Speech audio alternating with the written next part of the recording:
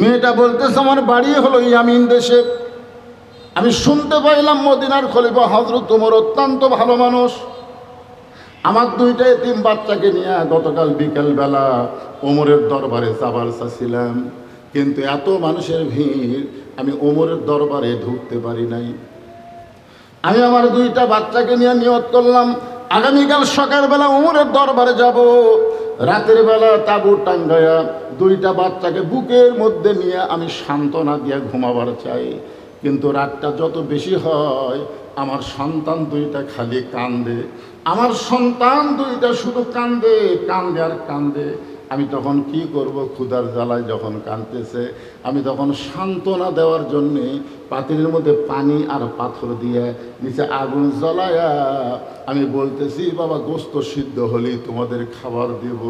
আমি মনে করেছিলাম আমার সান্ত্বনার বাণী শুনে আমার দুইটা সন্তান ঘুমিয়ে যাবে, কিন্তু এদের পেটে এত খিদা লাগছে যে খিদার কারণে এরা ঘুমাবার পারতেছে না। আমি মা হইয়া বলতেছি পথিক সকালবেলা পর্যন্ত আমার দুইটা সন্তান হয়তো আর বাঁচবে না। সঙ্গে সঙ্গে ওমর ফারুক বললেন মা একটু ধৈর্য ধরো, মা একটু ধৈর্য ধরো, ওই পাথর পানি গরম না করে তুমি তোমার সন্তান দুইটাকে বুকের মধ্যে নিয়ে একটু ধৈর্য ধরো। গভীর রাত্রে এক দৌড়ে বাইতুল মালের দরজায় ডাক দিলেন আসলাম দরজা খুলে দে রে আসলাম, দরজা খুলে দে। আসলাম দরজা খুলে দিলে ওমর ফারুক বললেন খাবার একটা বস্তা আমার মাথায় উঠে দে। আসলাম বলে আমি হলাম চাকর, আপনি হলেন আমির, খাবার বস্তা গভীর রাত্রে কোথায় নেওয়া লাগবে? ওমর ফারুক বললেন আসলাম একজনের পাপের বোঝা আর একজন মাথায় নেয় না, দে আমার মাথায় উঠে দে। এখন আসলাম কি করবে? উলিল আমরে মিনকুমকে মানতে গিয়া ওই খাবারের বস্তা ওমর ফারুকের মাথায় দিলেন। ওমর ফারুক বস্তার দুই মোড়া ধরে দৌড়ানো শুরু করলেন। আসলাম বলতেছে আমির আল মুমিনিন এই ওজনের বস্তা নিয়ে দৌড়ালে আপনি যদি পড়ে যান আপনার কষ্ট হবে। ওমর ফারুক বলে আসলাম রে সময় মতো যদি যাবার না পারি জাহান্নামের আগুনে আল্লাহ ওমরকে পুড়াইয়া ফেলবে। ইন্না আকরামাকুম ইনদাল্লাহি আতকাকুম। আল্লাহর কোরআন দিয়ে যখন রাষ্ট্র চলে তখন নেতারা কেমন হয় একটু খেয়াল করে শোনেন। তাবুর কাছে বস্তা নিয়ে বললেন মা তোমার সন্তান দুইটা কি জীবিত আছে? মেয়েটা বলতেছে এখনো জীবিত আছে। ওমর ফারুক বললেন মা তাহলে রুটি হালুয়া তৈরি করো। মেয়েটা রুটি হালুয়া তৈরি করে যখন ওমরের হাতে দেয় ওমর দুইটা সন্তানকে দুই উরাতের উপরে বসায়া দিয়া দুই সন্তানের গালে চুমু দিয়া উঠি ছিঁড়া হালুয়া নিয়ে যখন মুখে দেয় দুইটা সন্তান ফ্যাল ফ্যাল করে ওমরের দিকে তাকায়া থাকে। তুমি কে গো? তুমি কে? এই গভীর রাত্রে বাবার দরদ দিয়ে আমাদেরকে খাওয়াতে আইছো, তুমি কে গো? সঙ্গে সঙ্গে ওমর ফারুক দুইটা হাত আল্লাহর দরবারে তুলে বলতে আল্লাহ এ অধমকে জাহান্নামের আগুন থেকে তুমি বাঁচায়া দাও। মেয়েটা বলতেছে পথিক আমি ভালো মানুষের গল্প শুনেছি, কিন্তু মানুষ এমন ভালো হয় কোনোদিন তা কল্পনা করতে পারি নাই। আজকে শুনে নাও রে পথিক, উমরকে যদি আল্লাহ মদিনার খলিফা না বানায়া তোমারে যদি মদিনার খলিফা বানায় দিত তাহলে আল্লাহ তাআলা মদিনাকে আল্লাহর জান্নাত ঘোষণা করত। লিল্লাহে তাকবীর। আলহামদুলিল্লাহ। আল্লাহর কোরআন দিয়ে যখন রাষ্ট্র চলবে নেতার কথা বলতেই কথা তো শেষ হয় না, আবার কি স্লিপ দিল।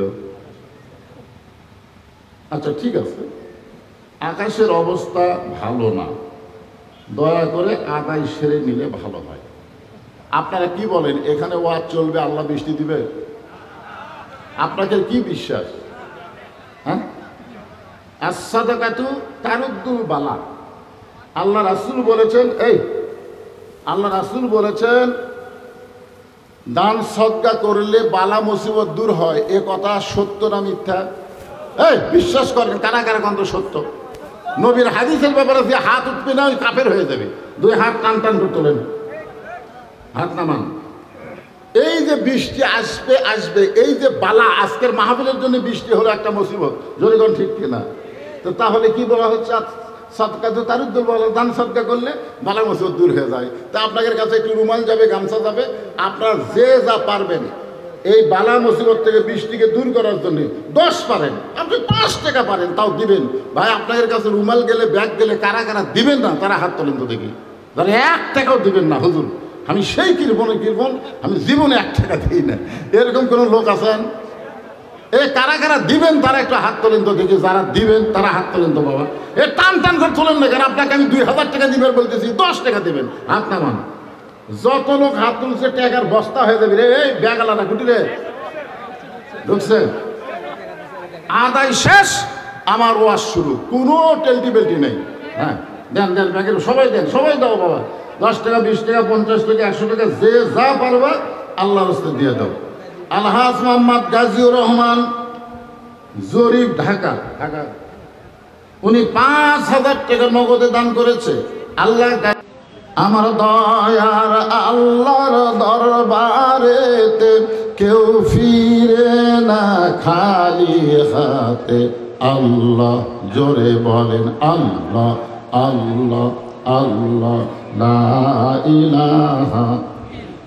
ভাই প্রধান অতিথি আপনি কিছু বলবেন?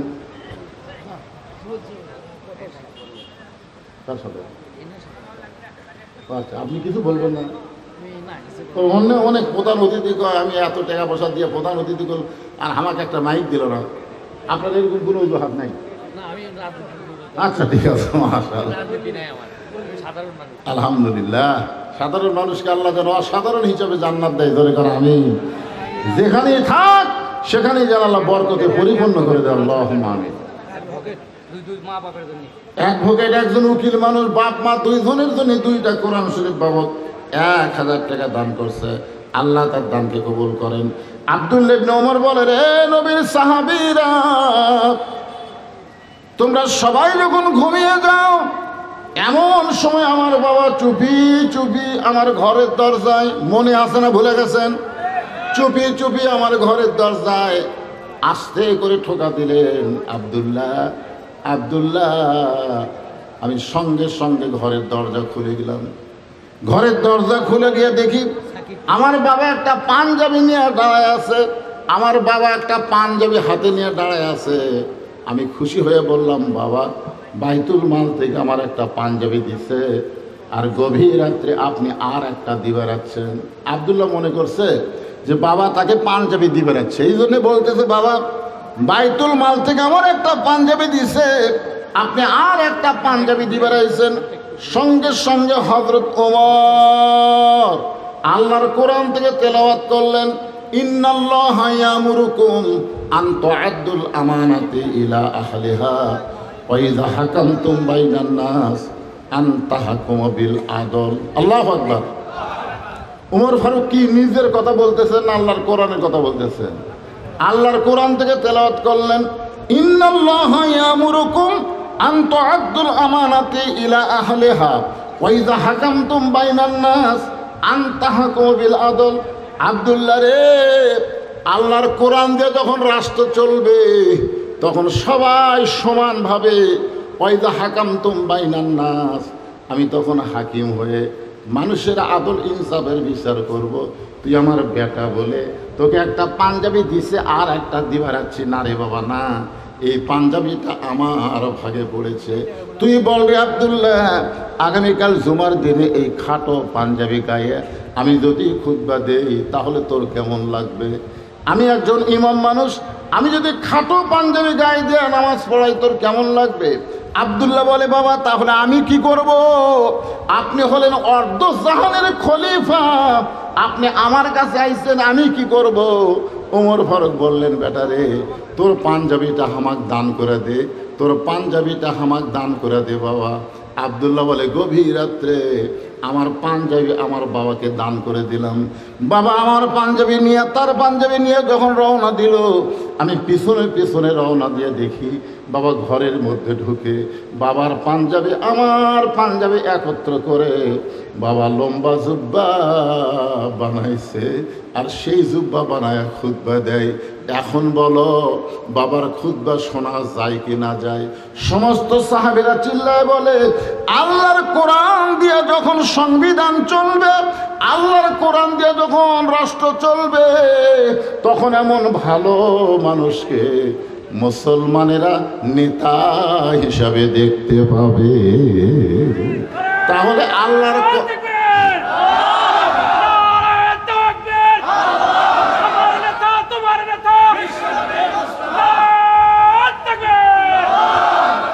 আল্লাহর কোরআন দিয়ে যখন রাষ্ট্র চলবে, তখন ভালো মানুষকে নেতা হিসাবে দেখা যাবে। আমরাও কি চাই? আল্লাহর আইন চাই, সৎ লোকের কথা কন না কেন, সৎ লোকের শাসন চাই, আল্লাহর আইন চাই। আল্লাহর আইনে সৎ লোক, বদ লোক যায় ওটি পারবি না তো, কারণ খুব ঠেলা আছে।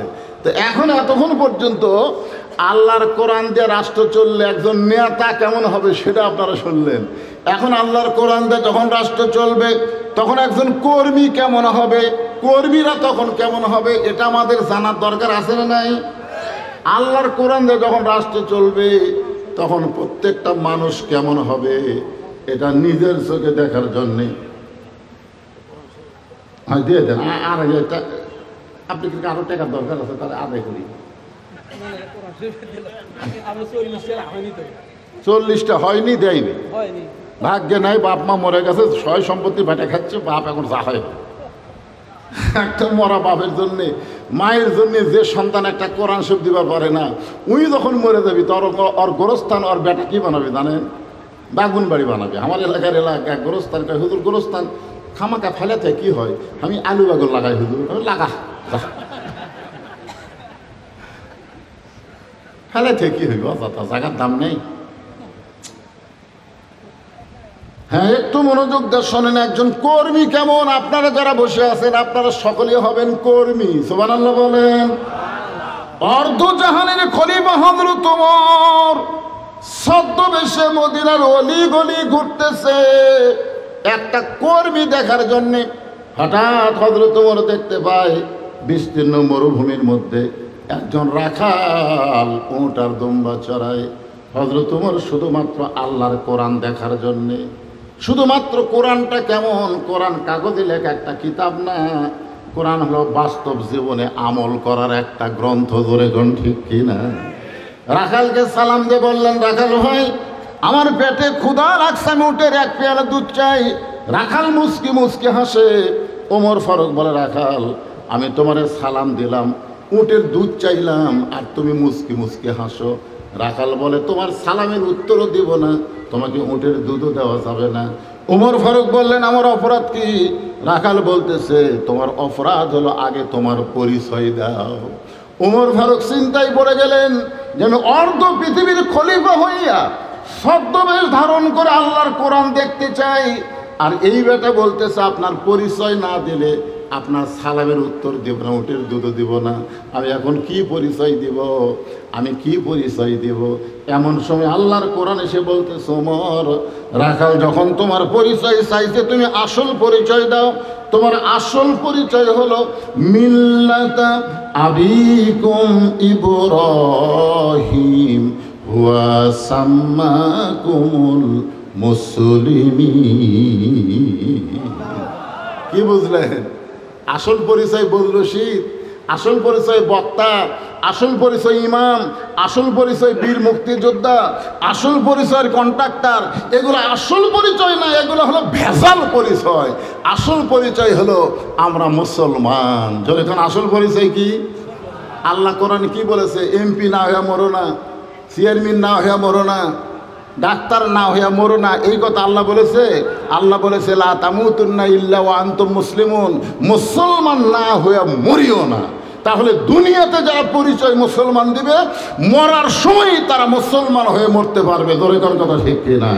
এই মুহূর্তে যখন বলবো আমাদের আসল পরিচয় কি, আপনারা সকলে জবান খুলে বলবেন মুসলমান।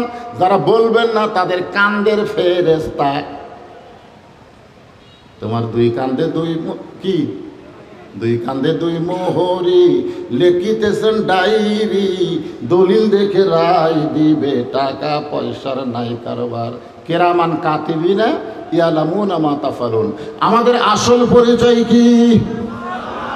এতগুলো মুসলমান থাকতে আপনারা এই স্লোগান দিলেন।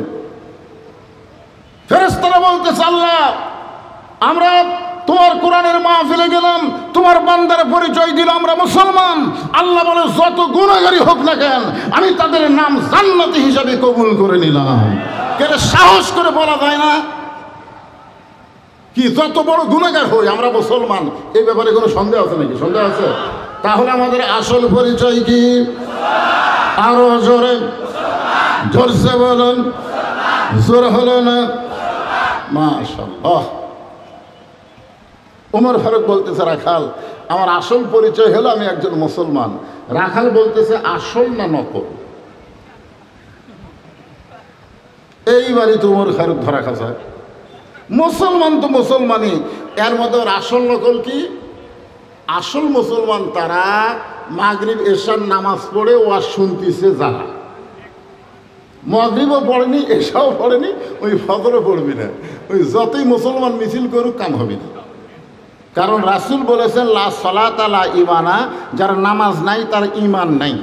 লা সালাতা লা দীনা, যার নামাজ নাই তার কোনো ধর্মই নাই। বাইনাল আবদি ওয়াল কুফরি তরকুস সালাত, বান্দা আর কাফেরের মধ্যে পৃথক করার জিনিসটার নামই হলো নামাজ। তাহলে আপনারা এখানে যারা বসে আছেন, আমি সবাইকে বলতেছি না, যারা মাগরিব এশা পড়েননি তারা খালি নিজের বিবেকের দিকে খেয়াল করে দেখেন তো, আপনি ফজর পর্যন্ত বাঁচার গ্যারান্টি আছে? একটু চোখ বন্ধ করে দেখেন তো। শেখ হাসিনার লাগাল মাজাত নাই বল, দুইজন ধরে টেজর তুলে দেয়। আমরা দেখছি ভাই, দুইজন ধরে টেজর তুলে দেয়, ওই মাইক পায়ে কাঁপতে কাঁপতে কয় খেলা হবে। এবার এশিয়া কাপে বুঝে গেছে বাংলাদেশের ছেলেরা কেমন খেলে। ওরে কিনা সারারা মাদাত নাই বল খেলবার যায় কি? একের বলই নাই, এবারে ব্যাট হাতে কাঁপতে আউট হয়ে যাবে। আর একটা স্বামী ওসব খেলা হবে, ওরে ওয়ার্জার মশান ভাই। খুব খেয়াল করে শোনেন, আসল মুসলমান আর ভেজাল মুসলমান। আপনি কি বলতে পারেন ফজর পর্যন্ত আপনি বাঁচবেন? তাহলে ফজর পর্যন্ত বাঁচার গ্যারান্টি যদি না থাকে, তাহলে কেন মাগরিব এশা পড়লেন না? কেন আপনি মাগরিব এশার নামাজ পড়লেন না? ফজর পর্যন্ত যদি আপনার বাঁচার গ্যারান্টি না থাকে। উমর ফারুক বলে, রাখাল মুসলমান তো মুসলমান, এর মধ্যে আসল নকল কি? রাখাল বলতেছে, আসল মুসলমান যারা হবে তারা সাওয়ার ব্যাপারে সতর্ক থাকবে, দরকার হলে ফাঁসির মঞ্চে যাবে, কিন্তু রাষ্ট্রপতির কাছে বাঁচার দরখাস্ত লিখবে না। এরকম আসল মুসলমান বাংলাদেশ আপনারা দেখেননি? মতিউর রহমান নিজামী নাম শুনছেন? তাকে এসে বলতেছে, উকিল সাহেব স্যার আপনি হলেন একটা দলের আমির, আপনি যদি রাষ্ট্রপতির কাছে বাঁচার দরখাস্ত লেখেন আর রাষ্ট্রপতি যদি আপনার দরখাস্ত মঞ্জুর করে, তাহলে আপনার ফাঁসি কার্যকর হবে না। লেখেন তো স্যার একটা বাঁচার দরখাস্ত। মতিউর নিজামী মুচকি মুচকি হাসে। উকিল বলে, হাসেন কেন? বলে, হাসার কারণ হলো আমার জীবনে 3টা রাষ্ট্রপতিকে আমি ক্ষমতা থাকা অবস্থায় মরা দেখছি। যে রাষ্ট্রপতির কাছে আমাকে বাঁচার দরখাস্ত লিখতে বলতেছো, এরকম 3টা রাষ্ট্রপতিকে আমি ক্ষমতার থাকা অবস্থায় মরা দেখছি। একটা হলো শেখ মুজিবুর রহমান, একটা হলো জিয়াউর রহমান, একটা হলো জিল্লুর রহমান। যারা ক্ষমতা থাকতে নিজেরাই মরে যায়, তাদের কাছে কোনো ইমানদার জীবন ভিক্ষা চায় না। জোরে কোন কথা ঠিক কিনা? একটু মনোযোগ দিবেন। আসল মুসলমান যারা হবে তারা কোনোদিন বলবেন আমার দয়াল বাবার দরবারেতে কেউ ফিরে না খালি হাতে। বাবা যদি কিছু দেয়, বাবা যদি কিছু দেয় বাবাকে। একটু মনোযোগ দিবেন। রাখাল বলতেছে, তুমি যদি আসল মুসলমান হও, তুমি দুধ চাইছো কার কাছে? সঙ্গে সঙ্গে উমরের চোখ দিয়ে পানি পড়তেছে। আল্লাহ তোমার কোরআন যখন দুনিয়াতে চালু থাকবে, উমর যদি ভুল করে একটা রাখাল পর্যন্ত ভুলটা ধরতে পারবে। আপনাদের মসজিদে আল্লাহর কোরআন চালু আছে না নাই? আপনাদের মসজিদের কথা বলতেছি। ইমাম সাহেব টাইটেল পাস দাওরা পাস, এতদিন আসরের নামাজ 4 রাকাত পড়াছে, কিন্তু আজকে 3 রাকাত বসে গেছে। এতদিন কয় বৈঠক দিছে? 2 রাকাত পরে 1 বৈঠক, 4 রাকাত পরে 1 বৈঠক। কিন্তু আজকে ইমাম সাহেব 3 রাকাত যেই বলছে 4 নম্বর কাতার থেকে এক ভ্যানালা অটো ফ্যান চলায়, উনি আবার বলছে আল্লাহু আকবার। ইমাম সাহেব বলতেছে তুই যতই লোক মাদে আমি উঠবো না রে, এতদিন পড়াছি 4 রাকাত, আজ 3 রাকাতেই বসে থাকবো, আমি উঠবো না। দরকার হলে দিনের ভোর রাতে দেবো, মানুষ না আসলে ড্যামি দিব, তাও আমি ক্ষমতা ছাড়বো না। এই মনে করে যদি মসজিদের ইমাম বসে থাকে, আপনারা বলেন তো মসজিদের মুসল্লি ইমামের পক্ষে হবে না ভ্যানালার পক্ষে হবে? কেন ভ্যানালার পক্ষে হবে? যে মসজিদ ইমাম তোর বাপের আইন চলে না, মসজিদে আল্লাহর আইন চলে। ঠিক মতো নামাজ পড়াবি তো পড়াবি, না পড়ালে তোরে বাদ দে, নতুন আর একটা নেতা ইমাম নিয়োগ দিব। জোরে কোন কথা ঠিক কিনা? মসজিদে আইন চলে কার? আরো ধরে বলে। হ্যাঁ, নিজের চোখে দেখছি ভাই, ডান পাশে আওয়ামী লীগ, বাম পাশে বিএনপি, মাঝখানে জামাত, নিজের চোখে দেখছি। ইমাম সাহেবের মায়ের অসুখ, এখন ইমাম সাহেব সেদিন মসজিদে তো আসেনি, এখন এরা 3 জন মুসল্লি খালি ঘড়ির দিকে তাকায় আর কয় কেরে হুজুর চাইলেন আজকে নামাজ পড়াবি কে? জামাত ইসলামের লোক বলতেছে ভাই আপনি আওয়ামী লীগ, আপনারা ক্ষমতাতে আছেন, আপনি সামনে যান। আওয়ামী লীগ গুদার গুদাতে কয় পাগলা, এই কাতার ছাড়া আমার সামনে যাওয়ার উপায় নেই। তো বিএনপি বলতেছে ভাই তাহলে আপনি, বেশি কথা কোস না তো আকামত দিচ্ছে যা।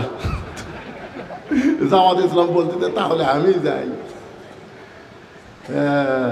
আল্লাহর ঘরের মধ্যে যে সামনে যাওয়ার পারে, বাহিরেই তারা আল্লাহর দল করে। জোরে কথা কর না কেন, কথা ভালো লাগবে। ঘরটা হলো কার? আইন চলতেছে কার? ওমর ফারুকের চোখটা দর দর করে পানি পড়তেছে যে আল্লাহ রাখালের মধ্যে কোরআন থাকার কারণে আমি ওমর যে চাওয়ার ব্যাপারে ভুল করেছি, রাখাল ধরবার পারছে। ওমর ফারুক এখন সারেন্ডার করে বলতেছে ও রাখাল ভাই, চাওয়ার ব্যাপারে আমার ভুল হয়ে গেছে। রাখাল মুসকে মুসকে হাসে আর বলে ভুলটা যখন স্বীকার করেছ তাহলে আল্লাহ তোমাকে তওবা করার সুযোগ দিয়েছে। আপনি যত পাপ করেন না কেন, সারা জীবন আপনি বেনামাজি হয়েছেন, আজ থেকে যদি আপনি নিয়ত করেন আল্লাহ ফজর থেকে আমি আর নামাজ বাদ দেব না, আল্লাহ বলে পাগল রে, যত নামাজ না পড়ার পাপ হয়েছে এই নিয়ত করার সঙ্গে সঙ্গে আমি আল্লাহ তোর জীবনের গুনাহ মাফ করে দিলাম। এই শব্দের অর্থের নাম হলো তওবা। তওবা মানে ফিরে আসা। উমর ফারুক বলতেছে রাখাল ভাই আমি তওবা করতেছি। রাখাল বলে তুমি মূর্খ মানুষ, তুমি তওবা কেমনে করবা? উমর ফারুক বলে আমি মূর্খ, তুমি কেমনে কও? বলে চাওয়ার ব্যাপারে যে সতর্ক হয় না সে হলো দুনিয়ার সবচাইতে বড় মূর্খ। এবার রাখাল হযরত উমরকে তওবা পড়াচ্ছেন, আস্তাগফিরুল্লাহ। যারা মাগরিব এশার নামাজ পড়েননি অথবা যারা এশার নামাজ পড়েছেন সকলেই আমরা তওবা করব, কারণ যেভাবে নামাজ আদায় করা দরকার আমরা সেইভাবে পারি নাই। আর যারা পড়ি নাই তারা তো পড়িনি, মারাত্মক ভুল করেছি। এই যে সবাই মিলে আমরা তওবা করতেছি, সকলে আমার সঙ্গে পড়েন আস্তাগফিরুল্লাহ। পড়ো যুবকেরা সবাই পড়ো বাবা, আস্তাগফিরুল্লাহ রব্বি মিন কুল্লি জামবি ওয়া তুবু ইলাইহি লা হাওলা ওয়ালা কুওয়াতা ইল্লা বিল্লাহিল আলিয়্যিল আযীম। ওমর ফারুক তওবা করার পরে বলতেছে ও রাখাল ভাই আল্লাহর হস্তে উটের 1 পেলা দুধ দাও। ও রাখাল ভাই আল্লাহর হস্তে উটের 1 পেলা দুধ দাও। রাখাল মুস্কি মুস্কি হাসে। ওমর ফারুক বলে রাখাল আবার হাসতেছ কেন? রাখাল বলে তওবা করার পরে তুমি আবার মুনাফিকি করলে, লিমা তাকুলু মা লা তাফালুন। আল্লাহু আকবার। রাখাল বলতেছে হযরত উমরকে তোমার মুখের সাথে মনের মিল নেই, তুমি সত্যি করে বলো তো আমি কি উটের মালিক? আমি যদি উটের মালিক হইতাম তুমি আমাকে রাখাল বললা কেন? আমাকে যখন রাখাল বলেছ তখন তোমার মন বলতেছে আমি উটের মালিক না। আর মালিক বাদ দে, রাখালের কাছে চাইলেও রাখাল দিবার পারবে না। ও পথিক, সত্যি যদি আল্লাহর হস্তে উটের 1 পেলা দুধ চাও তাহলে এখান থেকে ওই যে মালিকের বাড়ি, ওই মালিকের বাড়ির দরজাত যাও, ওই মালিকের বাড়ির দরজাত গিয়ে বলো মালিক তোমার রাখাল উট আর দুম্বা চড়াই, তুমি মালিক যদি হুকুম দাও তাহলে রাখাল আল্লাহর হস্তে উটের এক বেলা দুধ দিবে। ওমর ফারুক মুসকে মুসকে হাসে আর বলে, রাখাল ভাই অত দূর কষ্ট করে যাওয়ার দরকার আমার নাই, বরং তোমাকে 2টা টাকা দিলাম, এই 2টা টাকার বিনিময়ে তুমি উটের এক পেয়ালা দুধ দাও। রাখাল বলতে তো, পথিক তুমি কি হযরত উমরকে চিনো? জোরে কোন সুবহানাল্লাহ। ওই রাখাল হযরত উমরকে বলে, পথিক তুমি কি হযরত উমরকে চিনো? যদি উমরকে চিনতা তাহলে এরকম বেসাইদা প্রস্তাব দিবার পারতা না। আল্লাহর কোরআন যে রাষ্ট্র চলে, উমরের গুপ্ত বাহিনী যদি দূর থেকে দেখবার পায় তুমি আমাকে 2 টাকা ঘুষ দিছা আর আমি মালিক বাদ দিয়ে তোমাকে উটের দুধ দিলাম, তাহলে তোমাকেও ধরবে আমাকেও ধরবে। এই বুড়া বয়সে তুমি ধরা পড়বার চাও? ওমর ফারুক বলে, রাখাল ভাই তাহলে চলো পাহাড়ের গুহার মধ্যে যাই, ওই গুহার মধ্যে গিয়া গোপনে তোমাকে 2টা টাকা দিব আর তুমি গোপনে উটের এক বেলা দুধ দিবে, তাহলে তোমার মালিকও জানতে পারবে না, উমরের গুপ্ত বাহিনী ধরতে পারবে না। রাখাল চিল্লায় বলে, তুমি ভণ্ড, তুমি ভণ্ড, তুমি ভণ্ড। উমর ফারুক বলে, রাখাল আমার মধ্যে ভণ্ডামির কি দেখলাম? উমর ফারুক বলে, রাখাল আমার মধ্যে ভণ্ডামির কি দেখলা? রাখাল বলতে, পথিক রে উমরের গুপ্ত বাহিনী দেখতে পাবে না, আমার মালিক জানতে পারবে না, কিন্তু গুহার মধ্যে দেওয়া নেওয়া করলে রাখালের আল্লাহ দেখতে পায়। যেই কইছে রাখালের আল্লাহ দেখতে পাই, সঙ্গে সঙ্গে হযরত উমর এক দৌড়ে পাহাড়ের পাদদেশে জায়নামাজ বিছায়া 2 রাকাত সালাত শুকুর নামাজ পড়ে আল্লাহর কোরআনকে বুকের মধ্যে নিয়ে বলে, আল্লাহ তোমার কোরআন এত সুন্দর, আল্লাহ তোমার কোরআন যখন দুনিয়াতে চালু থাকবে না দেখা আল্লাহকে মানুষ কলিজার মধ্যে জায়গা দিবে, কেউ না দেখলেও আল্লাহ দেখতেছে এই বিশ্বাস মানুষের অন্তরে আসবে। আল্লাহ তোমার কোরআন এত সুন্দর, রাখাল তোমার কোরআনকে গ্রহণ করার কারণে গুহার মধ্যে দেওয়া নেওয়া করলে কেউ না দেখলেও রাখালের আল্লাহ দেখবে। আল্লাহ আমি রাখালকে দেখি নাই, রাখালের মধ্যে তোমার কোরআন আমি বাস্তব চিত্র দেখতে পাই। ওমর ফারুক যখন কাঁদতেছে, রাখাল পিছনে গিয়া বলে, ভাই তুই যতই কান্দে উটের দুধ আমি দিবার পারলাম না। ওমর ফারুক বলে, রাখাল উটের দুধের কোনো দরকার নাই, বরং তোমার কাছে আমি জানতে চাই তুমি না দেখা আল্লাহকে কলিজার মধ্যে জায়গা দিয়া আল্লাহর কোরআন অনুযায়ী চলতেছো, এর বিনিময়ে তোমার চাহিদা কি? কি কন, আল্লাহর কোরআনের যখন কর্মী হবেন তখন আপনাদের একটা চাহিদা থাকবে না? কথা কন, চাহিদা থাকবে না? ওমর ফারুক বললেন, রাখাল না দেখা আল্লাহকে কলিজার মধ্যে জায়গা দিয়া আল্লাহর কোরআন অনুযায়ী চলতেছো, এর বিনিময়ে তোমার চাহিদা কি?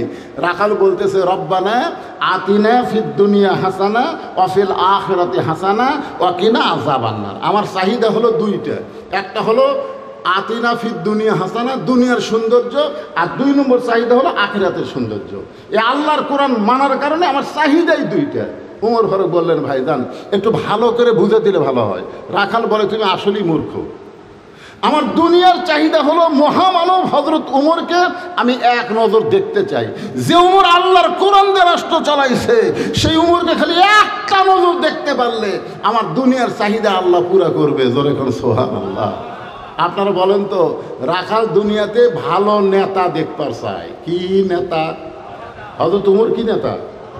তাহলে আপনারা বাংলাদেশের লোকেরা ভবিষ্যতে কি নেতা দেখবার চান? অন্তর থেকে না বললে আল্লাহ কিন্তু কবুল করবি না। ওই শেষে যা আসবে তাই পিটুন খেয়ে জীবন দাবি। ভাই রাখাল আল্লাহর কোরআন থেকে বলতেছে, রব্বানা আতিনা ফিদ দুনিয়া হাসানা ওয়া ফিল আখিরাতি হাসানা। আমার দুনিয়ার চাহিদা হলো মহামানব হযরত উমরকে আমি এক নজর দেখতে চাই। যে উমর আল্লাহর কোরআন দিয়ে রাষ্ট্র চালানোর কারণে আমার মতন রাখাল না দেখা আল্লাহকে কলিজার মধ্যে জায়গা দিবার পারছি, সেই উমরকে যদি খালি একটাবার দেখতে পাইতাম দুনিয়ার চাহিদা আল্লাহ আমার পুরা করত। আমার 2 নম্বর চাহিদা হলো আমি রাখাল যখন মরে যাব, অদম রাখালকে আল্লাহ যেন জান্নাত দেয়। আচ্ছা, বৃষ্টি কি হচ্ছে? তো ওই 2 ভাই উঠলো কেন?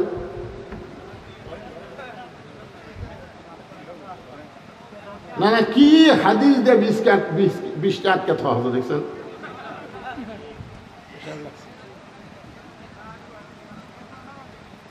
অনুনাজ্জিলু মিনাল কুরআনি মা হুয়া শিফাউ ওয়া রাহমাতুল লিল মুমিনিন। আল্লাহ বলেছেন মুমিনদের জন্য এই কোরআনকে যাবতীয় ঔষধ হিসাবে আমি নাজিল করেছি। যদি পেশাব লাগে, পেশাব বন্ধ করে বসে থাকবেন, পেশাব জাতীয় যত ব্যারাম আল্লাহ ভালো করে দিবে। এই কোরআনের পাওয়ার আছে না নাই? জোরে গান আছে না নাই? লাগলো বসে থাকে, দেখেন কি হয়। কিছুক্ষণ পর দেখবেন তলপেট ঠান্ডা হয়ে গেছে। এই জন্যই তো মুরব্বীরা বলতো বিশ্বাসে মিলাই বস্তু তর্কে বহুদূর। কোনো তর্ক করা যাবে না। ইমান, ইসলাম, কোরআন, হাদিসের ব্যাপারে কোনো তর্ক করা যাবে? যেখানে আল্লাহ ডাইরেক্ট বলতেছেন অনুনাজ্জিলু মিনাল কোরআনি মা হুয়া শিফাউ ওয়া রাহমাতুল লিল মুমিনিন, মুমিনদের জন্য, হিন্দু বৌদ্ধ খ্রিস্টানদের জন্য না। কি বিরক্ত? এইবার ওটা আবার কে উঠতেছে রে?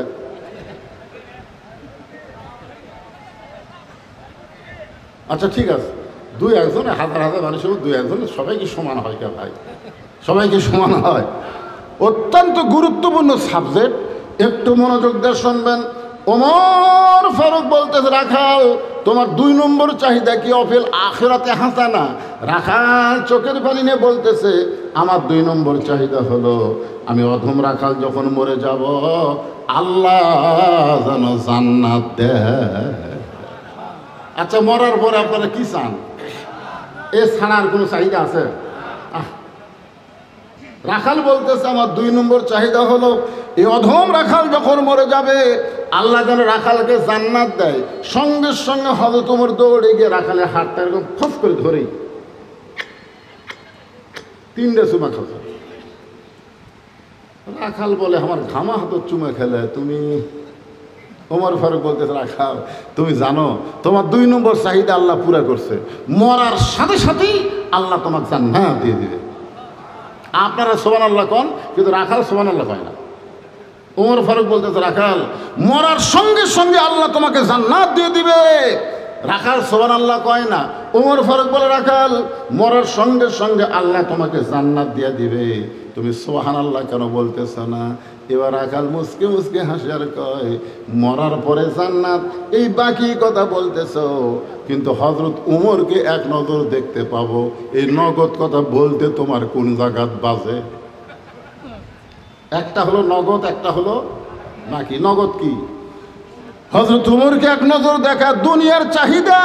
হযরত উমরকে এক নজর দেখা, ওমর ফারুক চিন্তায় পড়ে গেলেন। যেই রাখাল আমাকে তওবা পড়াছে, যেই রাখাল আমাকে মুনাফিক কইছে, যেই রাখাল আমাকে ভণ্ড কইছে, এখন যদি বলি আমি ওমর, বলাও সারা, রাখাল হাত ফেল করে মরাও সারা। ওমর ফারুক চিন্তায় পড়ে গেলেন, আমি এখন কি করব?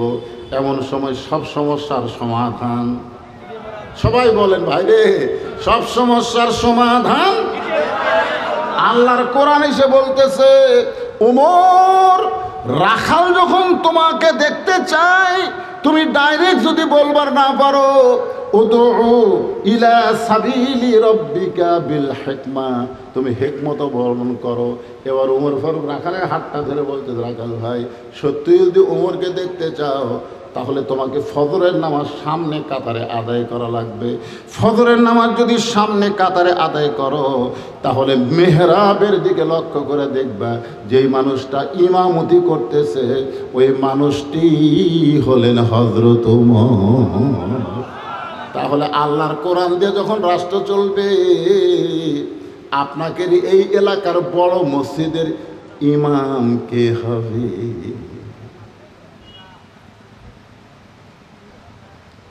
এই ইউনিয়নের চেয়ারম্যান সাহেব ইউনিয়নের বড় মসজিদের ইমাম হওয়া লাগবে, থানার বড় মসজিদের ইমাম হবে এমপি সাহেব, উপজেলা চেয়ারম্যান সাহেব। যিনি তিনি এসে বলতে পারে না যে আমাকে ভোট দাও আমি নেতা হব। নেতা হওয়ার আগে নামাজ পড়া তো দেখি। ওমর ফারুক বলতেছেন, সত্যি যদি ওমরকে দেখতে চাও তাহলে ফজরের নামাজ তোমাকে সামনে কাতারে আদায় করা লাগবে। ফজর যদি সামনে কাতারে আদায় করো তাহলে মেহরাবের দিকে লক্ষ্য করে দেখবা যে মানুষটা ইমামতি করতেছে সেই মানুষটি হলেন হযরত ওমর।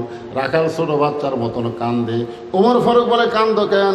রাখাল বলে, আমি বারান্দায় নামাজ পড়ি, আমি মসজিদের ভিতরে ঢোকার সাহস পাই না। মসজিদের মধ্যে নবীর দামি দামি সাহাবী, ওই দামি দামি সাহাবীর মধ্যে আমি রাখাল কেমনে যাই?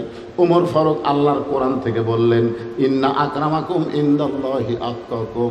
ও রাখাল, তোমারে কে বলল মসজিদের বারান্দায় কম দামি আর মসজিদের মধ্যে দামি? এই কথা তোমাকে কে বুলাইলো? বরং আল্লাহর আইন হলো ওই ব্যক্তি সবচাইতে দামি হয় যার কলিজার মধ্যে আল্লাহর বেশি ভয়। আপনারা মনে করতেছেন আমি সিয়ারত বসে ওয়াজ করতেছি আমি দামি, আর আপনারা নিচে বসে ওয়াজ শুনতেছেন আপনারা কম দামি। ওমর ফারুক বললেন, কেন? বলে এশার নামাজ পড়ে যদি বাড়ি যাই তাহলে ফজর সামনে কাতারে কেমনে ধরবো? ওমর ফারুক বললেন, রাখাল 5 ওয়াক্ত নামাজের মধ্যে 3 ওয়াক্ত তাড়াতাড়ি আর 2 ওয়াক্ত লম্বা কেন? 5 ওয়াক্ত নামাজের মধ্যে 3 ওয়াক্ত তাড়াতাড়ি, বুঝা পাচ্ছেন আপনারা? আসর কিছুক্ষণ পরে, কিছুক্ষণ পরে দেখেন তো এই 3 ওয়াক্ত খালি 1 ওয়াক্ত জাতি আর 1 ওয়াক্ত আসে। ওমর ফারুক বললেন, 3 ওয়াক্ত তাড়াতাড়ি 2 ওয়াক্ত লম্বা কেন? এশা থেকে ফজর, ফজর থেকে জোহর, এই 2 ওয়াক্ত লম্বা কেন? রাখাল বলতে আমি তো জানি না। ওমর ফারুক বললেন, তাহলে শোনো, ফজর থেকে জোহর পর্যন্ত আল্লাহ লম্বা সময় দিছে। এই লম্বা সময়ের মধ্যে তুমি চাকরি করবা, তুমি খেতে খামারে কাজ কাম করবা, তুমি ব্যবসা বাণিজ্য করবা। এই সমস্ত করতে গিয়া তোমার দেহের যে ক্ষয় হবে, ব্রেনের যে ক্ষয় হবে, এশা থেকে ফজর আল্লাহ লম্বা সময় দিছে। এই লম্বা সময়ের মধ্যে তুমি ঘুম পাড়বে, এই ঘুমের মাধ্যমে আল্লাহ তোমার ক্ষয়টা পুরা করে দিবে। তাহলে এশা থেকে ফজর হলো লম্বা সময়। যদি তোমার চোখে ঘুম ধরে, রাখাল বলতেছে ঘুম যদি ধরে মসজিদের এক কোনায় ঘুমায় যাব। ওমর ফারুক বললেন, রাখাল মন যা চাই তার নাম ইসলাম না। মন চাইলে মসজিদে ঘুম পাড়বা, এটা চলবি না। মন চাইলে এসি দিছে, ফ্যান আছে, আরামে বসে থাকবেন, গল্প করবেন, চলবি না। সবাই চলে গেছে, ওরা 3 জন এসি দিয়ে বসে আছে। তখন কান্দের ফেরেশতা আল্লাহ বলতেছে, আল্লাহ সবাই চলে গেল জোহরের নামাজ পড়ে, এরা 3 জন দিয়ে এসি দিয়ে গল্প করতেছে, এর কি রেজাল্ট কি? আল্লাহ বলতেছে, এরা গল্প করার সময় এসির কারেন্ট যে বিল হচ্ছে, এই বিল এই 3 জন পরিশোধ না করা পর্যন্ত জান্নাতে যাওয়ার পারবে না। কারণ মসজিদের বাপের ঘর না, দিয়ে ইচ্ছা মতো গল্প মারবি। জোরে কথা কর না কেন? কথা কর। হ্যাঁ, এসি দিছে, চলো যায়। ফাইজা কুদিয়াতিস সালাহ ফান্তাশিরু ফিল আরদ। একটু মনোযোগ দিয়ে শোনেন। ওমর ফারুক বললেন, রাখাল আজানের গুরুত্ব দিও। 5 ওয়াক্ত নামাজের মধ্যে সবচাইতে গুরুত্বপূর্ণ আজান হলো ফজরের আজান। ধরে কোন আজান? সবাই বলা লাগবে। যুবকেরা তো 12টার সময় ফেসবুক চালাতে চালাতে ঘুম আসে, ওরা বুঝেই না ফজর কি। ফজরের আজানে একই শব্দ 2 বার বেশি বলে, অন্য আজানে সেটা বলে না। সেই শব্দ কি? আপনাদের কাছটা শুনতে চাচ্ছি না। এই যুবক দেখি তো, এক একটা যুবক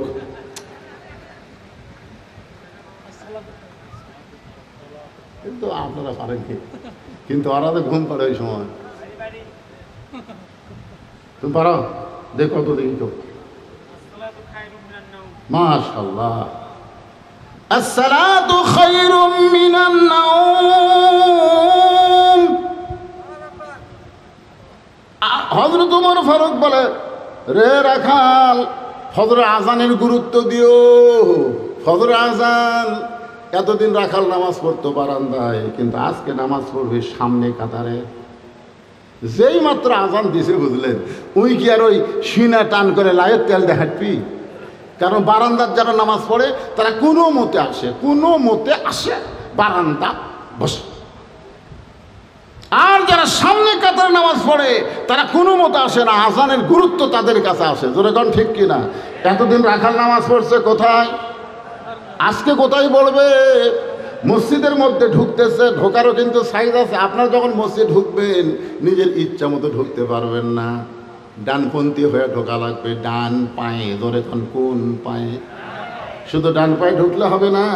আল্লাহুম্মা ইফতাহলি আবওয়াব রাহমাতিক, এই দোয়াটা বলে রাখাল মসজিদের মধ্যে সামনে কাতারে যাওয়ার চাই। রাখাল যখন সামনে কাতারে যাওয়ার চাই, প্রত্যেকটা সাহাবী নড়ে সরে রাখালকে যাওয়ার রাস্তা করে দেয়। রাখাল মনে মনে কয় আল্লাহ রে, এতদিন বারান্দার থাকা কি ভাবলাম, মনে করছিলাম ভিতরে দামি দামি, কিন্তু আজকে ভিতরে ঢুকে দেখতেছি আমিও দাঁড়াও তাই। একেবারে মেহরাব বরাবর সামনে কাতারে, মেহরাব বরাবর সামনে কাতারে রাখাল ফজরের 2 রাকাত সুন্নত নামাজ আদায় করেছে। মেহরাব বরাবর সামনে কাতারে ফজরের 2 রাকাত সুন্নত নামাজ আদায় করেছে। ফজরের ফরজের আগে 2 রাকাত সুন্নত আছে না নাই? আপনার বলেন তো কত দাম? আসমান জমিন বিক্রি করে যে দাম হবে তার চাইতে বেশি দাম হলো ফজরের 2 রাকাত সুন্নতের দাম। সুবহানাল্লাহ, কি দাম রে! রাখাল 2 রাকাত সুন্নত নামাজ পড়ে চুপটি করে বসে গেছে। এমন সময় এক সাহাবী মসজিদের মধ্যে ঢুকে দেখে জায়গা নাই, জায়গা আছে কিন্তু তার জায়গা নাই। ওই সাহাবীর নাম হলো ওসমান গনি। জোরে বলেন নাম কি? ওসমান গনি ঢুকে দেখতেছে যে আমার জায়গাতে কে বসলো রে? আপনারা বলেন তো, মসজিদের মধ্যে শুধু ইমামের জায়গা ছাড়া আর কারো জায়গা আছে? কিন্তু ওসমান গনি কেন বলতেছেন আমার জায়গায় এটা কে বসলো? কারণ আল্লাহ রাসূল বলেছেন, হাদিসটা খেয়াল করবেন, আল্লাহ রাসূল বলেছেন আমি যখন ইমামতি করব, আমি বরাবর যিনি পিছনে দাঁড়াবে তার নাম হলো আবু বকর। তাহলে নবী যতদিন ইমামতি করছে, নবী বরাবর পিছনে কে থাকছে? আবু বকর রাদিয়াল্লাহু যখন ইমামতি করবে, আবু বকর বরাবর যিনি দাঁড়াবে তার নাম হলো হযরত ওমর। হযরত ওমর যখন ইমামতি করবে, ওমর বরাবর পিছনে যিনি দাঁড়াবে তার নাম হলো ওসমান। আর ওসমান যখন ইমামতি করবে, ওসমান বরাবর পিছনে যিনি দাঁড়াবে তার নাম হলো আলী। রাসূল বললেন আমার আলী যখন ইমামতি করবে, আলী বরাবর পিছনে। নবী কারুর নাম বলেন না। সাহাবারা বললেন হুজুর আলী যখন ইমামতি করবে, আলী বরাবর পিছনে কে দাঁড়াবে? রাসূল বললেন কোরআন থেকে মা ইয়ান্তিকু আনিল হাওয়া ইন হুয়া ইল্লা ওয়াহয়ুন ইউহা। আমি রাসূল ততক্ষণ বলতে পারবো না যতক্ষণ আল্লাহ না বলায়। ওই আলী পর্যন্তই হলো খোলাফায়ে রাশিদিন। জোরে খান সুবহানাল্লাহ। তাহলে হযরত উমর যখন ইমামতি করবে, উমর বরাবর পিছনে কে দাঁড়াবে? জোরে খান, মনে ভুলে যান কেন, কে দাঁড়াবে? কিন্তু আসিয়া দেখে জায়গা। আপনারা বলেন তো, নবীর যত সাহাবী ছিল সব চাইতে শরম বেশি কার? খুতবাতে শোনায় না হায়াউন ওসমান শোনায় না, হায়াউন ওসমান শোনায় না, মানে এত শরম এত নরম। এখন রাখালের কাছে এসে দেখে লোকটা যখন বসাই গেছে, যে বসার সাইজ, বসার আবার সাইজ আছে না নাই, যেভাবে বসিছে এক উত্তর করলেই তো বিপদ। পাশেই দেখে ফাঁকা জায়গা, ওই ফাঁকা জায়গার মধ্যে ওসমান গনি 2 রাকাত সুন্নত নামাজ আদায় করে রাখালের দিকে 3 বার তাকাইছে। জোরে কোন কয়বার? একবারে তাকান যায় 3 বার। প্রথম যেই তাকাইছে রাখাল, দ্বিতীয়বার যেই তাকাইছে, তৃতীয়বার যেই তাকাইছে, এই মিয়া বারবার আমার দিকে তাকাস কেন? মূর্খ মানুষের দিকে আপনি যদি বারবার তাকান সে কিন্তু রাগ করবে। ধরে কোন কথা ঠিক কি না? রাখাল কই কেন ই আমার দিকে বারবার তাকাই কেন? ওসমান গনি যেই বলছে এই মিয়া আমার দিকে তাকাস কেন, লাভ দেয়, ওটা ভয়ে লাভ দিয়ে উঠছে। ওটা বলতেছে ভাইজান আমি খালি বারবার আপনার দিকে 3 বার তাকাইছি, আপনি এত গরম, আপনার পরিচয় কি? বলে আমার পরিচয় হলো আমি একজন রাখাল। যেই বলছে আমার পরিচয় আমি একজন রাখাল, সঙ্গে সঙ্গে ওসমান গনি মুচকি মুচকি হাসতেছে। কারণ রাখালের ভাষা নরম হলে হবে না, রাখালের ভাষা গরম হওয়া লাগবে। আল্লাহ রাসূল বলেছেন প্রত্যেকটা অভিভাবককে আল্লাহ তাআলা রাখালের দায়িত্ব দিয়ে দুনিয়াতে প্রেরণ করেছে। প্রত্যেকটা অভিভাবককে আল্লাহ রাখালের দায়িত্ব দিয়ে প্রেরণ করেছে। এখন আপনারা চিন্তা করেন হুজুর আমার তো গরু নাই, ছাগল নাই, আমি কার রাখালি করব? দেখেন চিন্তা করে চোখ বন্ধ করে আপনি দেখেন আপনার অবশ্যই রাখালি করার আছে। আপনি চোখ বন্ধ করে দেখেন আপনার 42 বছরের একটা গাভী আছে। দেখেন আমারটার বয়স এখন 50। আপনি চোখ বন্ধ করে দেখেন আপনার 22 বছরের একটা আইডিয়া আছে। আপনি চোখ বন্ধ করে দেখেন 17 বছরের একটা বকনা আছে, রূপকর্তা আমি বললাম। গাভী মানে আপনার বউ, আলিয়া মানে আপনার ছেলে, বকনা মানে আপনার মেয়ে। আপনি বলেন তো আপনার বউ, আপনার ছেলে, আপনার মেয়ের উপরে আপনার রাখালি করার দরকার আছে না? আপনি এশার নামাজ পড়ে বাড়িতে গেলেন, আপনি যাওয়ার সময় নিয়ত করছেন আমি তো এশার নামাজ মসজিদে জামাতে পড়লাম, আমার বউ হয়তো এশার নামাজ পড়ে কোরআন শরীফ পড়তেছে। এই নিয়তে বাড়ির যা কেবল দরজা খুললেন, দেখেন আপনার ঘরের মধ্যে থেকে হরি হরি হরি হরি লোলো লোলো লোলো লোলো লোলো হরি হরি হরি লোলো লোলো লোলো করে।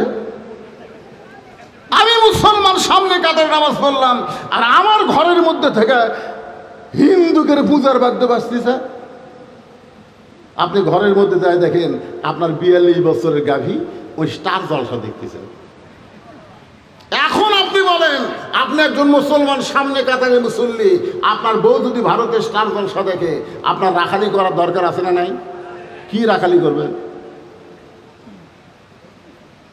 সুন্দর করে ওকে বলবেন, নিজের বউকে সুন্দর করে বলবেন, তুমি যাদের স্টার জলসা দেখতেছো সেই দেশে একটা মসজিদ 400 বছরের পুরাতন বাবরি মসজিদ, এই মালওয়ানের বাচ্চারা, হিন্দুর বাচ্চারা মসজিদ ভাঙ্গা রাম মন্দির বানাচ্ছে। যারা মুসলমানের মসজিদ ভাঙ্গা রাম মন্দির বানায় তাদের কোনো চ্যানেল বাংলাদেশের মুসলমানের মেয়েরা দেখতে পারে না। জোরে গন্ধ ঠিক কিনা? খালি বলে দেখেন, আপনার বউ আর কোনোদিন ভারতের চ্যানেল দেখবে না, খালি বলে দেখেন। বলছেন কোনদিন? কথা কন না কেন? বলছেন তো রাখালি করা লাগবে না। আপনি ফজরের নামাজ পড়বেন, যাচ্ছেন জানলাতে তাকে দেখতেছেন, কে রে আমার আগের খবর কি? আগে 3.5 হাত ছিল, ফজর আজান শুনে হয়তো 2.5 হাত, 3.5 হাত আগে 2.5 হাত, মানে আজান শুনেছে, আজান শুনবি না, ল্যাপ মাথার উপর দিছে। এখন ল্যাপ মাথার উপর দিলে পাও যাবার হবে, এখন পাও টাইনে বুকের কাছে নিচ্ছে। আপনি জানলা দিয়ে তাকে দেখেন, কে রে মনে চাউলের বস্তা ঢেকে। আপনি কি করবেন? একলা একলা নামাজ পড়ে যাবেন? রাখালি করা লাগবে। আস্তে আস্তে বিলাই যেমন ইন্দুর ধরে, চুপি চুপি ঘরের মধ্যে ঢুইকে ওই ল্যাপ টান দিবেন, এক টান টান দিয়ে দেখে আহ আহ আহ 3 বার আপনি আহা করবেন। ছেলে লাভ করে বলে, বাবা কি হয়েছে? বলে তোর সাইজ আর সকালবেলা সাইড টিপে কুত্তার সাইজ একই সাইজ। তুই আমার ছেলে হয়ে সাইড টিপের কুত্তা হচ্ছিস? ওঠ, ওয়াজু কর, নামাজ পড়া লাগবে।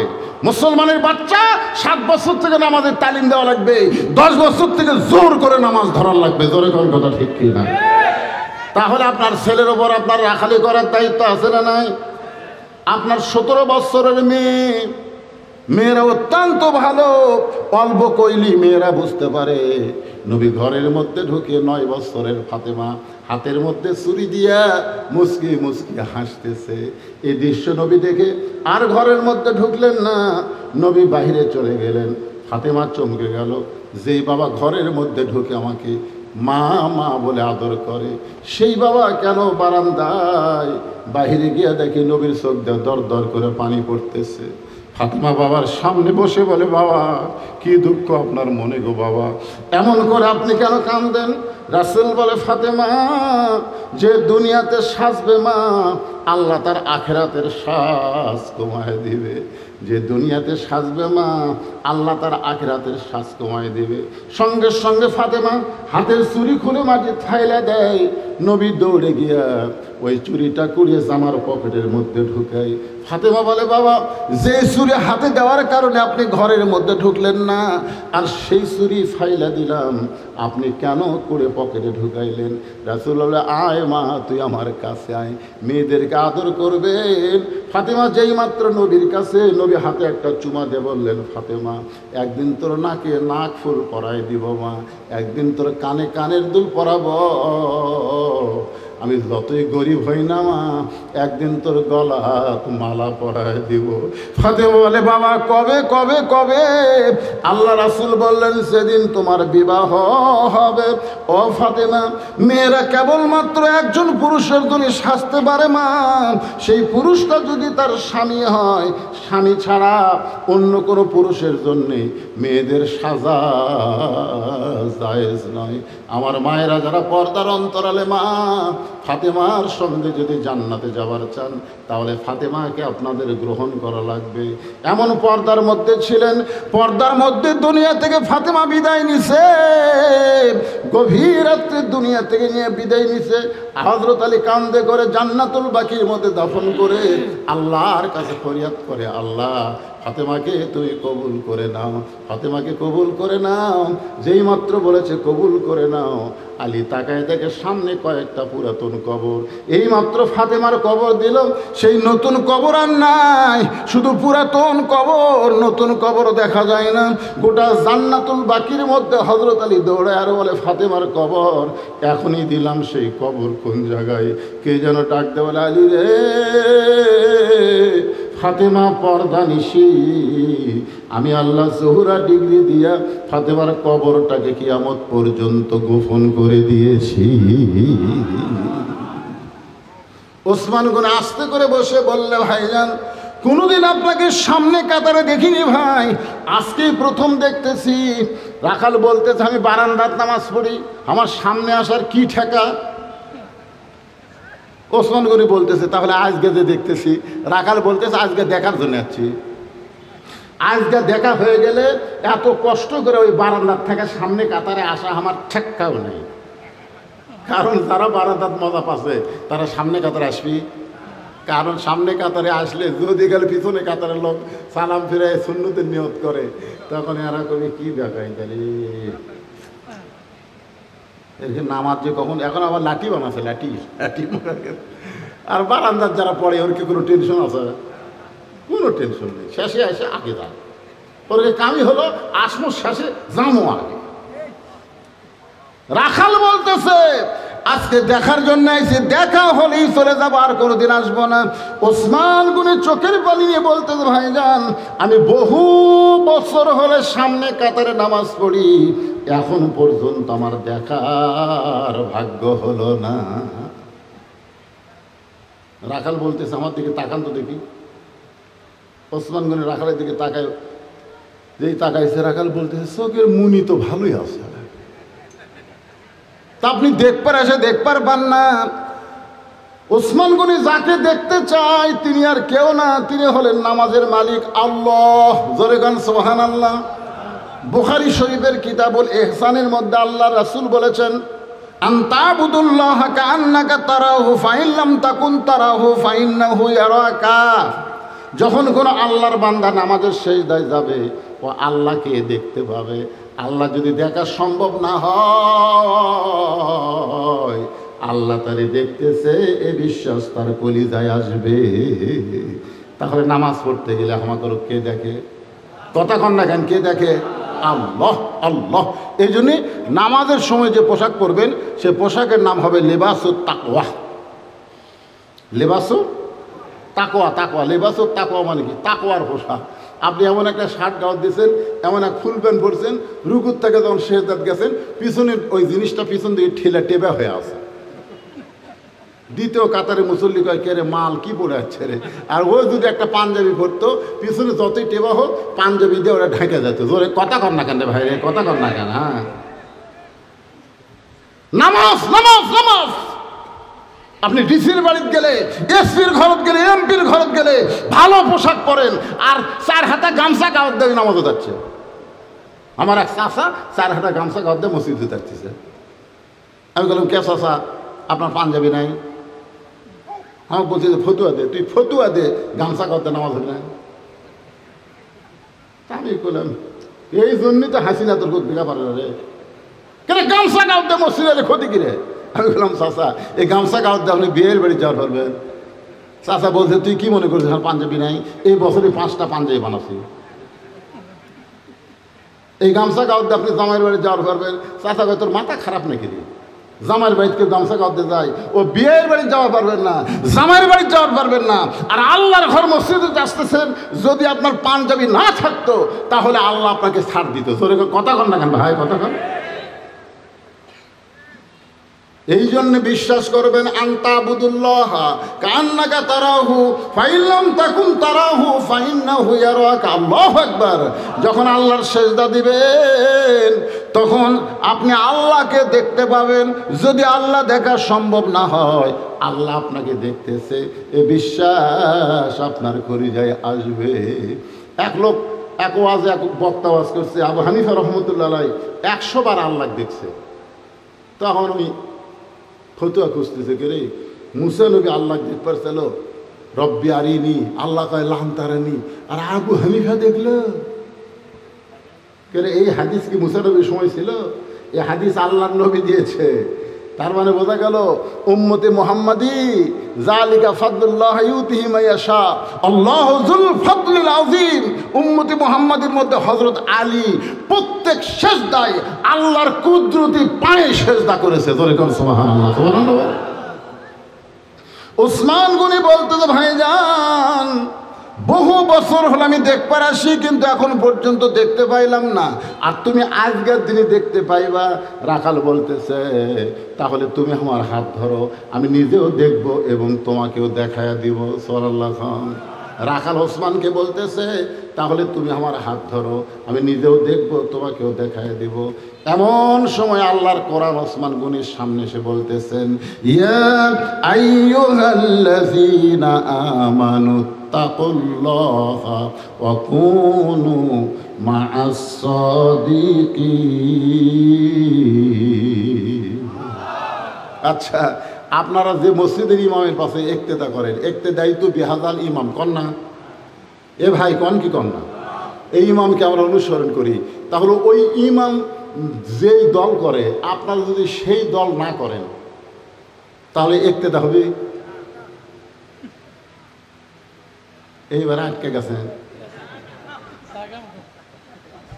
না না, মনে করেন যে হুজুরের পাশে বলতেছেন ইক্তেদা তো বিহাজাল ইমাম, আল্লাহু আকবার, তাহলে হুজুরকে আপনি ইক্তেদা করতেছেন। হুজুর যে দল করে আপনি আবার সেই দল করেন না। তখন ফেরেশতারা কয় আল্লাহ এই কি? আল্লাহ কয় আস্ত মুনাফিক। ইমাম করে আল্লাহর দল, আর এই মুসল্লি করে শয়তানের দল। ওসমান গনি আল্লাহর কোরআনের আয়াত বলতেছে, ইয়া আইয়ুহাল্লাযীনা আমানু তাকুল্লাহা ওয়া কুনু মা'আস সাদিকিন, ওয়া কুনু মা'আস সাদিকিন। খুব খেয়াল করেন ভাই, এর দিকে দিয়েন না, এর দিকে দিয়েন না, মাইকের সমস্যা। ওয়া কুনু মা'আস সাদিকিন, সত্যবাদী তোমরা সাথী হও, এ কথা কার? তাহলে আপনারা বলেন তো, মানুষের তৈরি আইন দিয়ে যারা কথা কয় তারা সত্যবাদী, না আল্লাহর আইনের কথা যারা বলে তারা সত্যবাদী? কারা সত্যবাদী?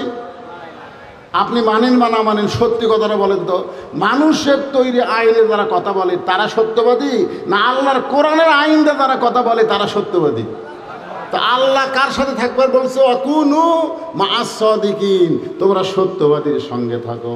ওসমান গনি রাখালের হাতটা ধরে বসে আছে, মনের মধ্যে বড় আশা, নিজের যোগ্যতাই দেখতে পাইনি, আল্লাহ আজকে এমন একটা ভাই পাইছি যে নিজেও দেখবে এবং আমাকেও দেখাই দিবে। ওসমান গনি রাখালের হাতটা জোর করে চেপে ধরে আছে। কিছুক্ষণ পরে যখন নামাজের সময় হয়, জামাতের সময় হয়, এমন সময় মুয়াজ্জিন আকামত শুরু করেছে। মুয়াজ্জিন যেই মাত্র আকামত শুরু করেছে, এমন সময় হযরত ওমর মিহরাবের মধ্যে ঢুকতেছে। সুবহানাল্লাহ। এখন আপনারা বলবেন, হুজুর ওমর ফারুক মেহরাবে কোন দিক দিয়ে ঢুকলো? আমাদের মসজিদের ইমাম তো দরজা দিয়ে সে মেহরাবে ঢোকে। যখন আল্লাহর কোরআন দিয়ে রাষ্ট্র চলবে, প্রত্যেকটা ইমাম হবে একজন নেতা, আর নেতার জন্য দরজা দিয়ে আসা মেহরাবে ঢোকা চলবে না। ওই মেহরাব থেকে ছোট্ট একটা গেট থাকবে, গেটের ওই পারে একটা রেস্টরুম থাকবে। কারণ মিজানুর রহমান আজহারি একদিন বলেছিল যে একটা মাহফিলে কিছু পুলিশ কম থাকার কারণে আমার হাত ফুলে উঠছিল। মানুষ খালি সবাই মুসাফা করবি, খালি মুসাফা করবি, খালি একটু হাতও একটা হাত ঠেকাবি। এই হাত ঠেকাবার যায় ওর হাত বালুশের মতন ফুলে উঠছে। তাহলে ওমর ফারুকের যদি সমস্ত সাহাবি একবার করে হাতের সাথে হাত ঠেকাবার চায়, কারণ রাসূল বলেছেন আমার পরে কেউ যদি নবী হতো লাউকানা ওমরকে আল্লাহ নবী বানাই দিত। তাহলে দরজা দিয়ে যদি ইমাম মেহরাবে যাবার চায় আর সবাই খাড়া হয়ে যদি হাতের সাথে হাত লাগাবার চায়, তাহলে ওমরের হাতের অবস্থা কি হবে? কথা কন না কেন, কি হবে? এই জন্যে কোরআন দিয়ে যখন রাষ্ট্র চলবে তখন মেহরাব থেকে ছোট্ট একটা দরজার ওই পারে ইমাম রেশ করবে, যেই মাত্র মুয়াজ্জিন আকামত দিবে তখন ইমাম মেহরাবের মধ্যে ঢুকবে। যেই মাত্র মুয়াজ্জিন আকামত দিয়েছে ওমর ফারুক মেহরাবের মধ্যে ঢুকেছে, ওসমান গনি রাখালের হাতটা ধরে আছে, আর রাখাল খালি কে রে তো মুই আমাক করলো, আমার মুই সেটি জানালো। ওসমান গনি হাত ধরে আছে, আর রাখাল খালি চিন্তা করতেছে একই তো, একই মানুষ। যেই মুয়াজ্জিন বলেছে কদ কামাতিস সালাহ কদ কামাতিস সালাম, সঙ্গে সঙ্গে রাখাল আল্লাহু আকবার। যেই মাত্র রাখাল আল্লাহু আকবার কইছে ওসমান গনি রাখালে হাতটা ছেড়ে দিয়ে বলে ভাইজান, ইমাম সাহেব ভুল করলে মানুষ লোকমা দেয়, এখন পর্যন্ত আকামতি শেষ হয় নাই, আর আপনি আল্লাহু আকবার লোকমা দিলেন। রাখাল বলতেছে এই জন্যই তো তুই কানা, এই জন্যই তুই দেখ পারবাস না আমি কি জন্য লোকমা দিলাম মিয়া, তুই জানিস না। এই কথা যেই মাত্র রাখাল বলেছে দ্বিতীয় কাতারের একজন সাহাবী দৌড়ে এসে রাখালের হাতটা হেসকা টান দিয়ে বলে, তোকে সামনে কাতারে দেখি আমার সন্দেহ হয়েছিল, এতক্ষণ যে মহান ব্যক্তি তোর হাতটা ধরেছিল এই মহান ব্যক্তিকে তুই চিনিস? রাখাল বলতে যে ভাইজান আমি বারান্দাত নামাজ পড়ি ভাই, আমি ভিতরের কাউকে চিনবার পারি না। বলে আরে পাগল, যারা তুই কানা কানা বলে তিরস্কার করতেছিস এই মহান ব্যক্তি হলো আল্লাহর নবীর ডবল জামাই ওসমান গনি। যেই মাত্র বলেছে আল্লাহ নবীর ডবল জামাই ওসমান গনি, রাখাল চোখ দিয়ে দরদর করে পানি ছাড়ে আর কান্দার বলে এই জন্যই তো আমি বারান্দায় নামাজ পড়ি, এই জন্যে মসজিদের ভিতরে ঢোকার সাহস কোনোদিন পাইনি, কিন্তু ওই পথিক আমার সর্বনাশ করছে। ওমর ফারুকের দিকে আঙ্গুল দেখায় বলতেছে ওই পথিক আমার সর্বনাশ করছে, ওই পথিক আমারে কইছে ওমরকে যদি দেখবার চাও তাহলে সামনে কাতারে দাঁড়াইবা, মেহরাবের মধ্যে যেই মানুষটাকে দেখবা সেই মানুষটি হলো হযরত ওমর। আমার সারা জীবনের সাধনা একটা বার আমি ওমরকে দেখতে চাই, কিন্তু ওমরকে দেখতে এসে ওই প্রতীককেই যদি মেহরাবের মধ্যে দেখতে পাই তাহলে তোমরাই বলো লোকমা দেওয়া ছাড়া তো আমার উপায় নাই, আমি আল্লাহু আকবার লোকমা দিব।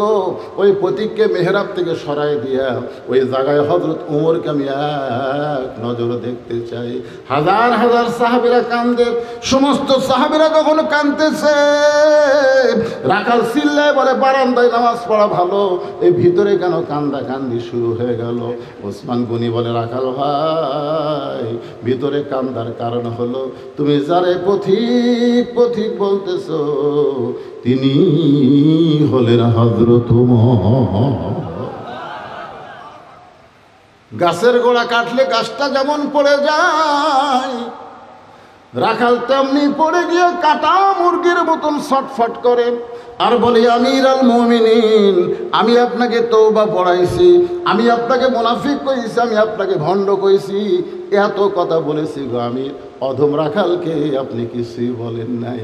ওমর ফারুক এক টানে ওই পড়ে যাওয়া রাখালকে এক টানে বুকের মধ্যে নিয়ে কপালে একটা চুমা দিয়ে বলে ভাইজান, আমি এত কথা হজম করার পিছনে কারণ হলো আমি তোমাকে দেখি নাই, তোমার ভিতর আমার আল্লাহর কোরআন দেখা যায়। এই কোরআন দিয়ে যখন রাষ্ট্র চলবে তখন নেতাও যেমন ভালো হবে, কর্মীরাও ভালো হবে, কারণ কর্মীরা মানুষের কোনো আইন মানবে না, কর্মীরা আল্লাহর কোরআনের আইন দিয়ে চলবে। তখন বাংলাদেশ থাকবে না, বাংলাদেশ হবে সোনার বাংলাদেশ, আমার সোনার বাংলাদেশ, আমরা তোমায় পেতে চাই। আপনারা কি বলেন, বাংলাদেশ অভাব আছে? আরে 2,40,000 কোটি টাকা পাচার করছে, কোটি 2,40,000 কোটি। চিন্তা করছে আমাদের বাংলাদেশ, গরিব বাংলাদেশ, সোনার বাংলাদেশ ভাই। তাই আসুন শুধু কোরআনের ওয়াজ শুনবো না, বাস্তবে আমরা আল্লাহর কোরআন হতে চাই। কোরআন হতে গেলে কোরআনওয়ালা মানুষের সঙ্গে আমাদের সম্পর্ক রাখার দরকার আছে না নাই? আল্লাহ যেন তৌফিক দেয়। বৃষ্টি হলো? মাশাআল্লাহ, আল্লাহ কবুল করেছে আজকের মাহফিলকে। কত কষ্ট করেছেন আর আল্লাহ সমস্ত কষ্টের যে প্রতিদান হয় সে হেদায়েত স্বরূপ তাদের প্রতিদান দান করে দাও। ধরে কোন আমিন। আল্লাহ তার রুহে মোবারকে হাদিয়া কবুল করো। আয় আল্লাহ তাআলা আমরা যারা হাত তুলেছি আমাদের জনম দুঃখনী মা যাদের দুনিয়াতে নাই, আল্লাহ গো যাদের বাবা দুনিয়া থেকে চিরতরে চলে গেছে, আল্লাহ মেহেরবানি করে মা বাবার কবরকে জান্নাতের টুকরা বানিয়ে দাও। আল্লাহ আমাদের দাদা দাদি নানা নানি আত্মীয় স্বজন শ্বশুর শাশুড়ি যাদের কবরে গেছে আল্লাহ কবরবাসীদের তুমি মাফ করে দাও। আল্লাহ আল্লাহ এই গ্রামের মসজিদ মাদ্রাসাকে কিয়ামত পর্যন্ত কবুল করে নাও। আল্লাহ গ্রামের সবাইকে মিলে মিশে মহব্বতে বসবাস করার তৌফিক দিয়ে দাও। আল্লাহ যেই যুবকেরা কষ্ট করে মেহনত করে এত খাটনি করে জান্নাতের বাগান লাগাইছে তাদের সকলকে 5 ওয়াক্ত নামাজি কবুল করে নাও। তাদের সকলকে ইসলামী আন্দোলনের কর্মী কবুল করে নাও। আজকের মাহফিলের সম্মানিত সভাপতিকে আল্লাহ তুমি কবুল করো, সম্মানিত সহ সভাপতিকে আল্লাহ তুমি কবুল করো। আজকের মাহফিলের প্রধান অতিথি ভাইজান আমার প্রবাসী বিদেশে থাকে, আল্লাহ তুমি তাকে কবুল করো, সমস্ত বিপদ আপদ মুসিবত থেকে হেফাজত করো। আজকের মাহফিলের বিশেষ অতিথি বরেণ্য অতিথিদের আল্লাহ তুমি কবুল করো। আলেম ওলামাদের কবুল করো, হাজী সাহেবদের কবুল করো, যুবকদের কবুল করো, কচি কাঁচা বাচ্চাদেরকে কবুল করো। পর্দার অন্তরালে আমার আবিদা সালিহা পর্দানিশি কবুল করে মা ফাতেমার চরিত্র দিও। আমাদের মধ্যে আমরা যারা অসুস্থ অবস্থায় আছি আল্লাহ সুস্থতার নিয়ামত দান করে দাও। আল্লাহ গোটা বাংলাদেশে আল্লাহ তাআলা আর আমরা শুধু কোরআন শুনতে চাই না, আগামীতে কোরআন মোতাবেক চলার একটা ব্যবস্থা আমাদের করে দিও। আয় আল্লাহ তাআলা গোটা বিশ্বের মুসলমানকে ইবাদত করো। আরে গাজায় খাবার নিয়ে যাচ্ছে, ইসরায়েল হায়নারা সেইগুলো আটকায় দিচ্ছে। আল্লাহ গো ফিলিস্তিনকে তুমি স্বাধীন মুক্ত দেশ করে দাও, গাজার মুসলমানকে হেফাজত করো। যারা দুনিয়া ছেড়ে বিদায় হয়ে গেছে আল্লাহ তাদের শাহাদাতের উচ্চ মর্যাদা দান করে দিও। আল্লাহ মেহেরবানি করে আমরা মিলেমিশে মহব্বতে সবাই যেন বসবাস করতে পারি সে তৌফিক দিয়া দিও। সুবহানা রাব্বিকা রাব্বিল ইজ্জাতি আম্মা ইয়াসিফুন ওয়া সালামুন আলাল মুরসালিন আলহামদুলিল্লাহি রাব্বিল আলামিন। কত মানুষের জানাজা নামাজ আমরা পড়েছি, এই 2 হাত দিয়ে কত কবরে মাটি দিয়েছি। একদিন আমরা সবাই মরে যাব, যেদিন আমাদের মৃত্যু হবে দিনটা যেন জুমার দিন হয়, মাসটা যেন রমজান মাস হয়। ইমানের সাথে ইজ্জতের সাথে মুসলমান হইয়া এ দুনিয়া থেকে বিদায় নেওয়ার কালে আমাদের জবানে জারি করে দিও লা ইলাহা ইল্লাল্লাহু মুহাম্মাদুর রাসূলুল্লাহ সাল্লাল্লাহু আলাইহি ওয়াসাল্লাম।